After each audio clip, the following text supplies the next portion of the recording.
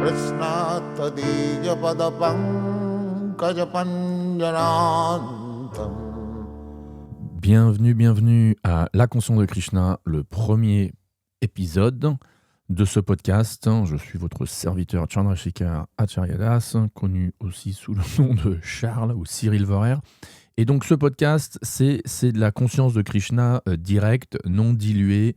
Ce n'est pas un podcast style pont qui présente une sorte d'introduction sur des sujets, disons, d'actualité. On les aborde sur ce podcast-ci, mais ici, on n'hésite pas à citer les références épistémologiques les plus importantes pour les dévots et les dévotes de Krishna, notamment, et en particulier dans le cadre de ceux qui suivent Srila Prabhupada, le fondateur du mouvement Hare Krishna, le grand saint, on peut l'appeler, qui a traduit des textes essentiels vishnouides, Vaishnav, comme la Bhagavad Gita, le Srimad Bhagavatam, le Chaitanya Charitamrita. Donc ici, on n'hésite pas à citer ces références directement, ces écrits, ainsi que des anecdotes ou des commentaires par Prabhupada.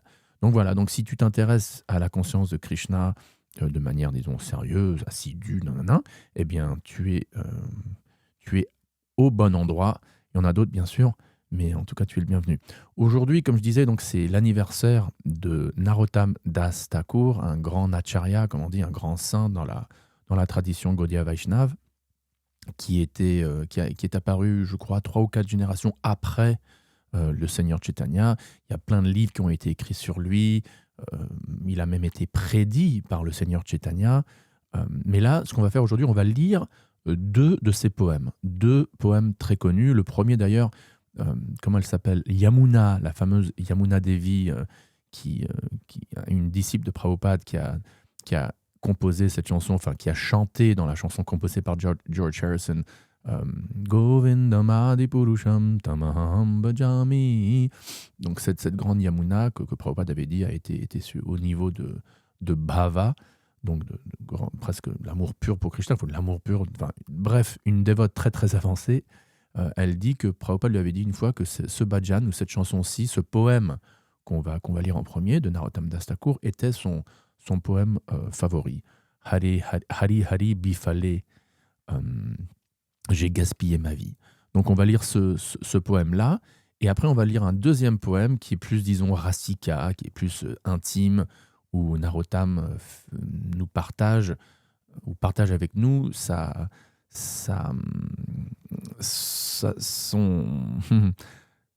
position éternelle au monde spirituel, sa forme ontologique, son identité ontologique éternelle en tant que manjari, comme on dit, ou de très jeunes pastorelles qui assistent des pastorelles plus aînées ou des gopis plus aînés à servir Radha Krishna. Donc c'est très mystique, très ésotérique, très intime. Mais donc commençons avec ce premier verset, ce premier poème très connu, donc que Prabhupada citait souvent, qui est plus, disons, général, générique, enfin non, pas général, générique, mais surtout pas générique, mais qui est moins, disons, rasika, moins intime au niveau du sujet.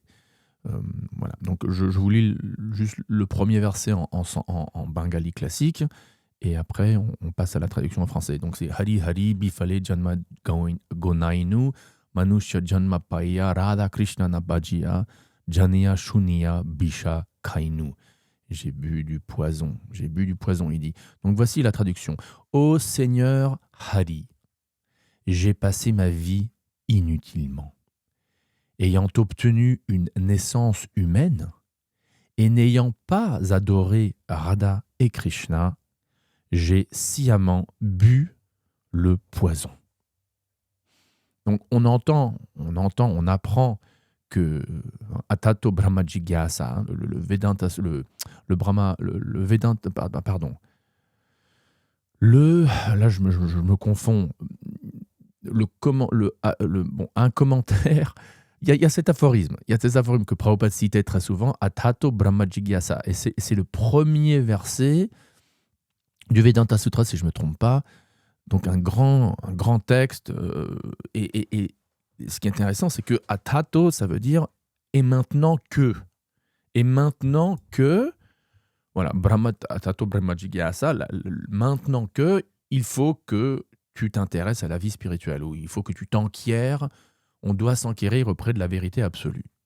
Alors on pourrait se demander, mais comment est-ce qu'on ouvre, et c'est ce que la question se pose souvent, Prabhupada, je crois même, le dit, comment tu commences un ouvrage avec la phrase ou la proposition « et donc ».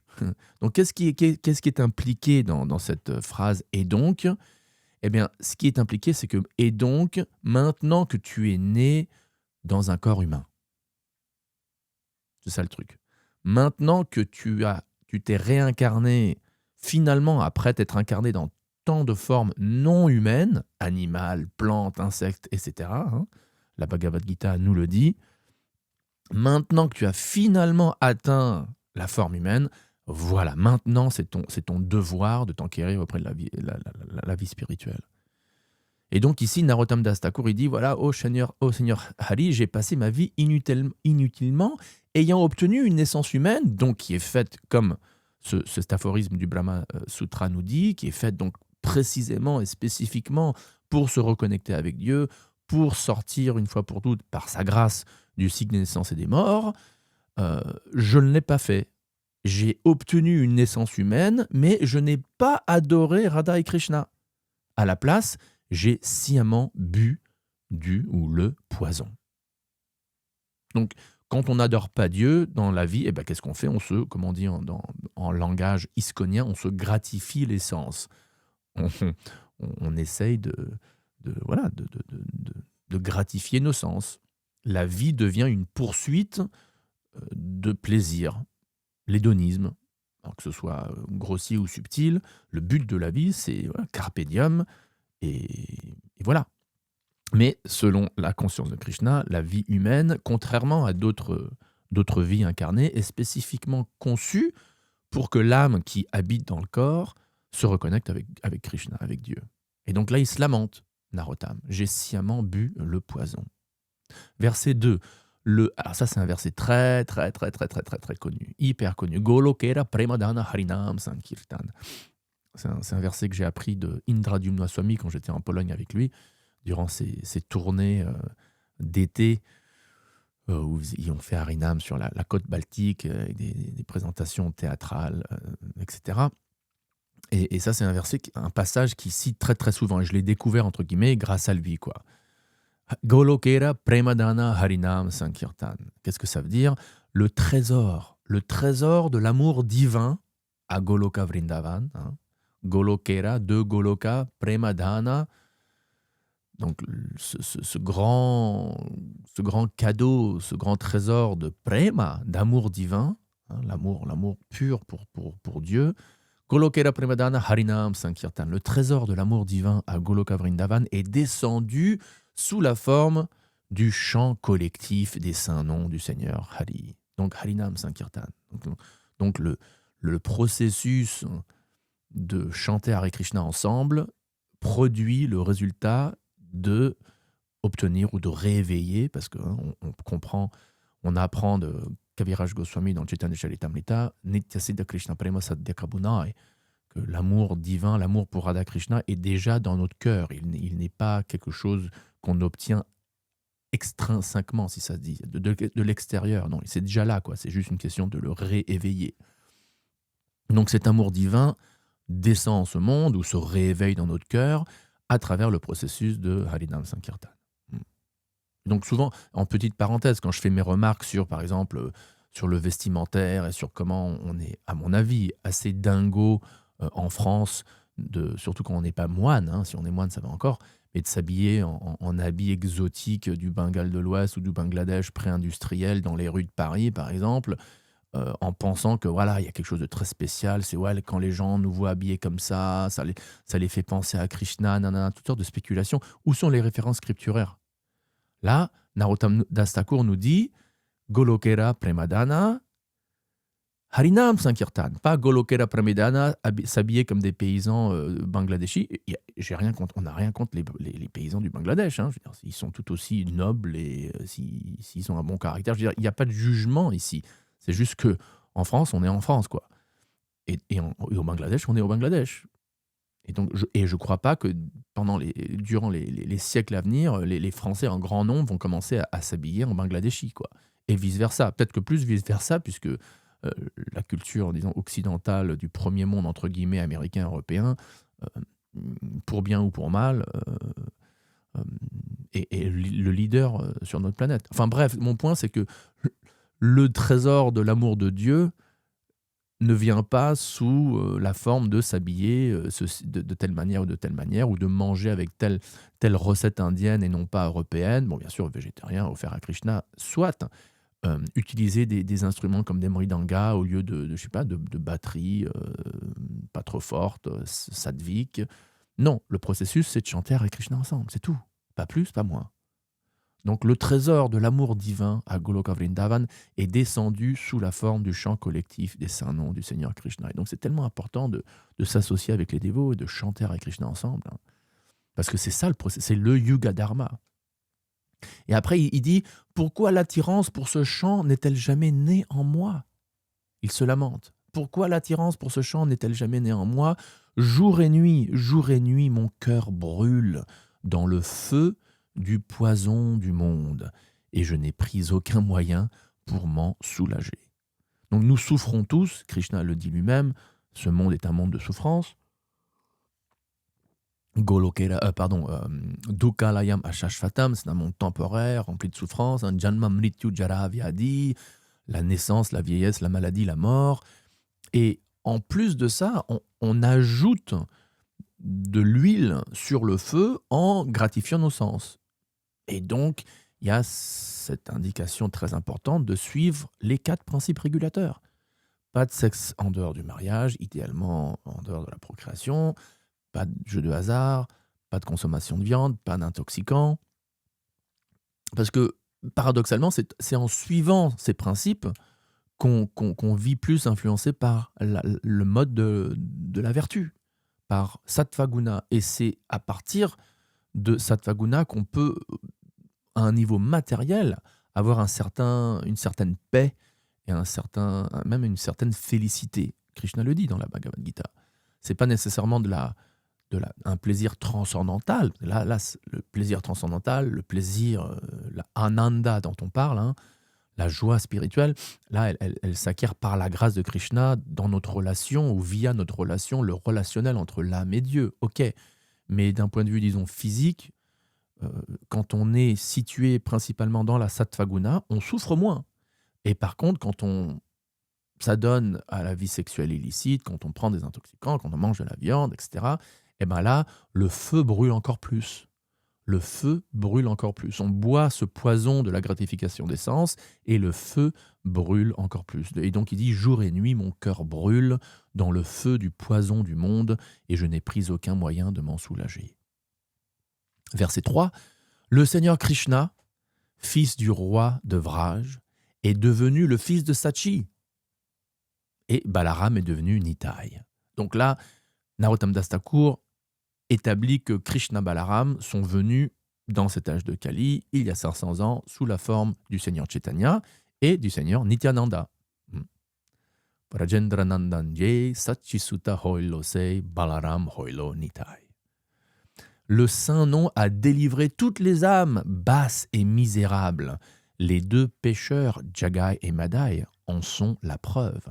Donc là, il fait référence à ce fameux divertissement du Seigneur Chaitanya ou du Seigneur Nityananda aussi, enfin les deux, qui ont délivré ces grands 2 pécheurs, Jagai et Madai, qui, comme le Chaitanya Bhagavat en particulier nous le dit, écrit par Vrindavan Das Thakur, avaient commis toutes sortes de péchés, tout quoi, tuer, violer, enfin, tout ce que vous voulez, et en plus venant de castes de brahmanes.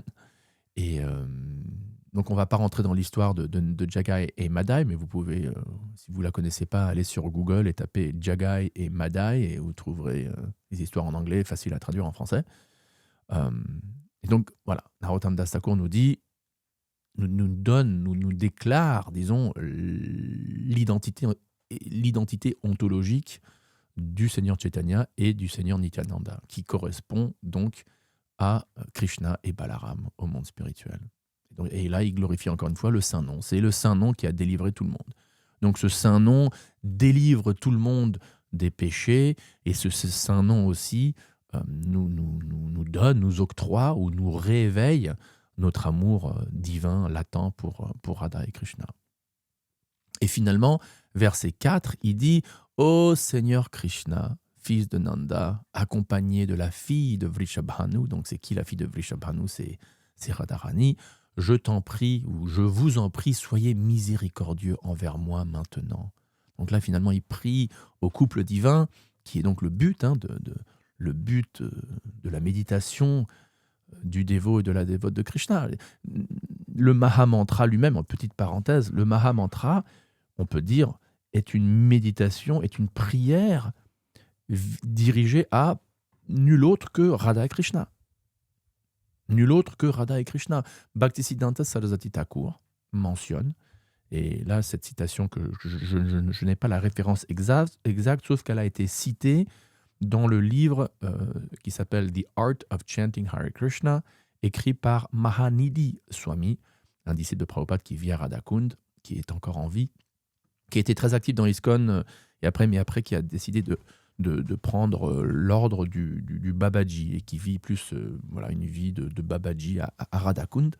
Mais avant de devenir Babaji, il avait écrit plein de livres qui avaient d'ailleurs pas mal de popularité dans l'ISKCON, en tout cas dans les années 90 et 2000, dont un super bien écrit, L'art de chanter Hare Krishna. Et là, il cite Bhaktisiddhanta qui dit que le Mahamantra, donc Hare Krishna, Krishna Krishna, Hare Ram, Ram Hare Hare, est simplement rien de plus, rien de moins qu'une prière à Radha et Krishna. Parce que, bon, Krishna, c'est Krishna, on est d'accord. Hare, on le sait, est la forme vocative du mot Hara, qui donc est Radharani. Mais, et c'est là où je trouve ça vraiment très intéressant, et oui, Prabhupada a dit que le mot Rama peut se référer au Seigneur Ramachandra, peut se référer à Balaram, soit, on ne le nie pas, mais Bhaktisiddhanta dit que Rama veut aussi dire, ou veut dire Krishna aussi. C'est Krishna qui donne du plaisir à Radharani. Et c'est pour ça qu'il s'appelle Rama, Radharaman. Donc Hare Krishna, Hare Rama, c'est simplement O Radha, O Krishna. Ou O Radha, O Krishna, et dans la deuxième partie, O Radha, O Krishna, toi qui donnes du plaisir à Radharani. Et bien sûr, engagez-moi dans votre service.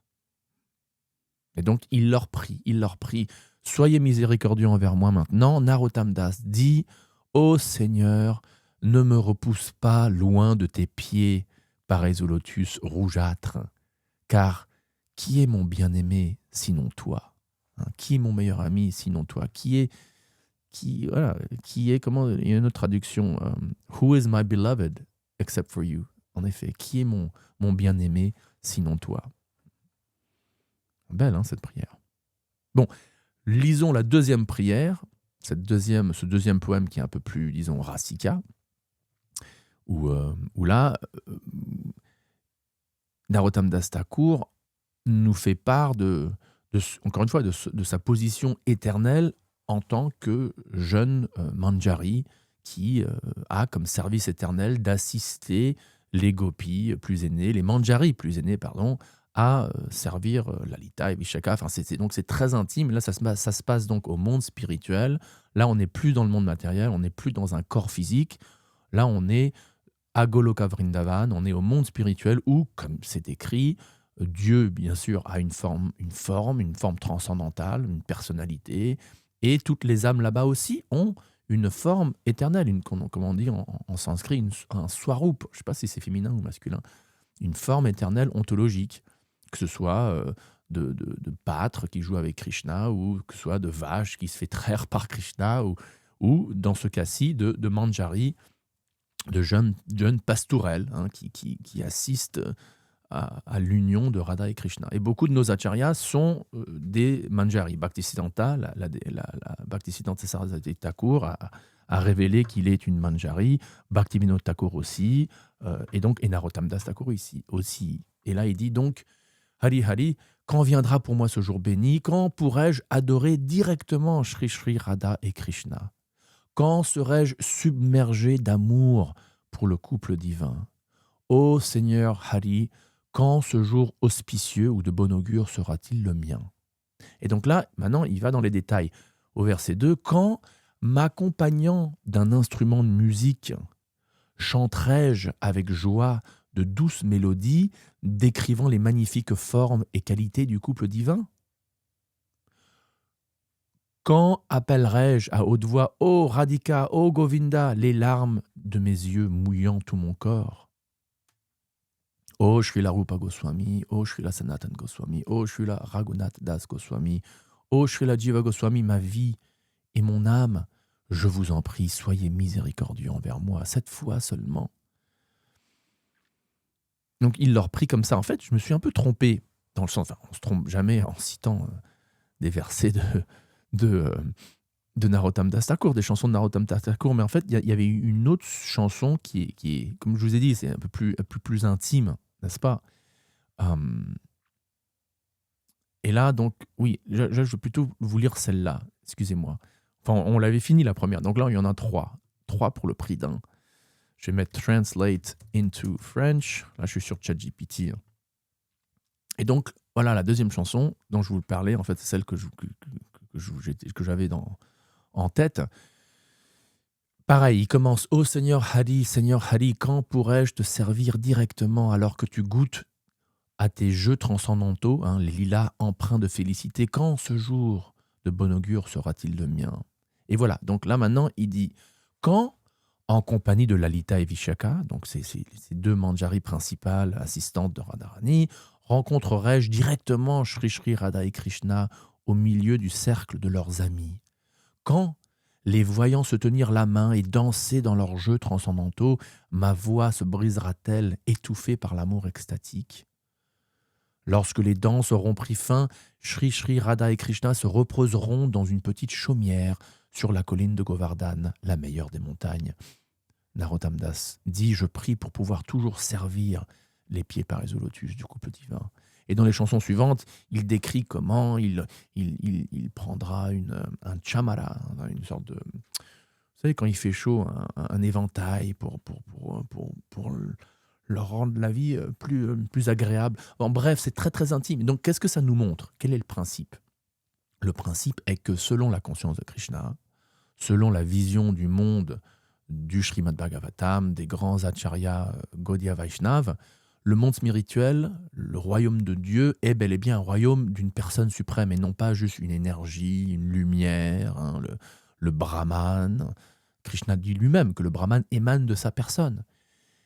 Et en plus de ça, à un niveau beaucoup plus, disons, ésotérique et intime et confidentiel, on voit qu'au monde spirituel, dans ce royaume de Dieu, chaque âme a une forme éternelle à travers laquelle elle sert intimement Krishna.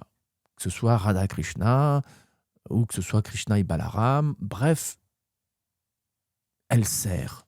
Elle sert d'une manière ou d'une autre pour donner du plaisir ultimement. Le but ultime, c'est de faire plaisir à Krishna, ou à Krishna et ses associés éternels. Assister les dévots plus aînés, disons, ou plus vieux, qui ont un corps, disons, spirituel éternel un peu plus âgé, donc ils sont seniors, techniquement parlant, à ultimement aider à donner du plaisir à Radha et Krishna. Et donc, Narottam Das Thakur, en revenant à la première chanson, quand il dit « Golokera Premadana Harinam Sankirtan », tout ce qu'on vient de décrire, donc tout ce qui se passe au monde spirituel en termes de service intime, au couple divin, etc., se traduit dans le monde matériel, dans cet âge de Kali, par quoi? Par le mouvement de Sankirtan du Seigneur Chaitanya, par la propagation des enseignements de Krishna dans la Bhagavad Gita, par la propagation et la pratique du chant des noms de Krishna. Et donc, c'est pour ça qu'on met tellement d'emphase sur chanter les noms de Krishna ensemble. Hein, chanter à Krishna nous-mêmes, bien sûr, avec notre chapelet, prier ardemment au saint nom de Radha et Krishna, s'il vous plaît, engagez-moi dans votre service, Hare Krishna, et en même temps, faire la même chose collectivement, en groupe, avec des instruments népalais, indiens, australiens, péruviens, européens, américains, on s'en fiche. Ce qui compte, c'est la vibration sonore transcendantale des saints noms de Krishna. Et en faisant ça, eh ben, on réveille notre amour. Et en ce monde, on sert on sert le Seigneur Chaitanya, et puisque, comme Narottam Das Thakur nous l'a dit, il est non différent de Krishna et Balaram, et ben en servant le Seigneur Chaitanya en ce monde, on sert en même temps Krishna et Radharani très intimement au monde spirituel. Voilà, mes amis, si j'ose le dire, merci. Continuons à chanter Hare Krishna, continuons à nous absorber dans ces sujets transcendantaux qui éveillent notre amour pour Krishna et pour Dieu qui est Krishna, on le croit. Merci encore, à la prochaine et Hare Krishna.